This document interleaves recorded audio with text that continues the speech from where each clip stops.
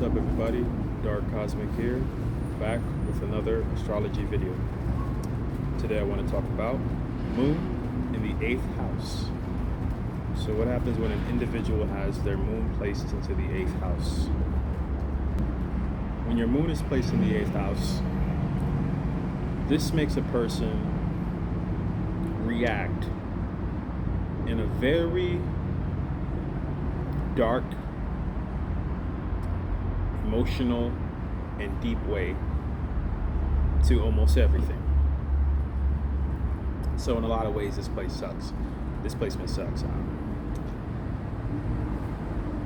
The moon is exalted in Taurus, and it falls in Scorpio. So it's the same thing with the houses.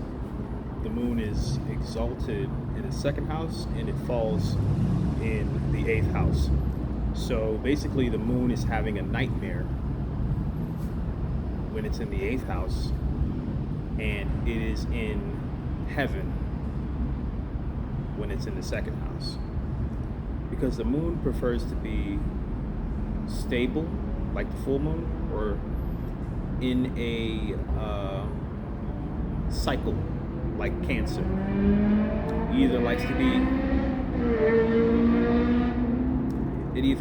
to be in a cycle, which the zodiac sign Cancer provides, or it likes to be in a full moon, which is stable, like Taurus. So when you have it in Scorpio is like constant state of transformation, life and death, manipulation, darkness.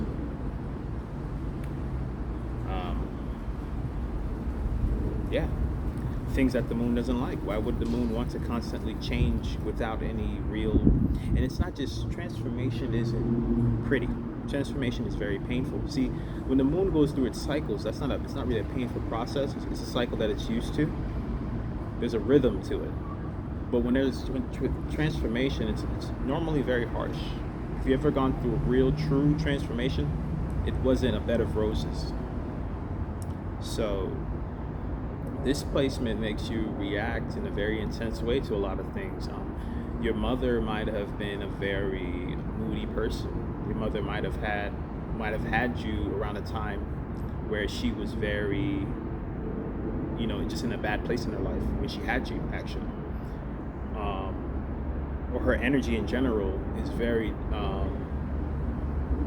basically she might be an individual that is in need of a lot of help herself, and has dealt with a lot of abuse and a lot of emotional issues herself.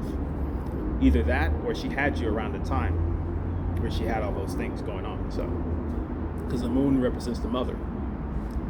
So, this is the time period you came out with that position around, the time frame that she was like that, or just you came out with that position because your mother is actually like that.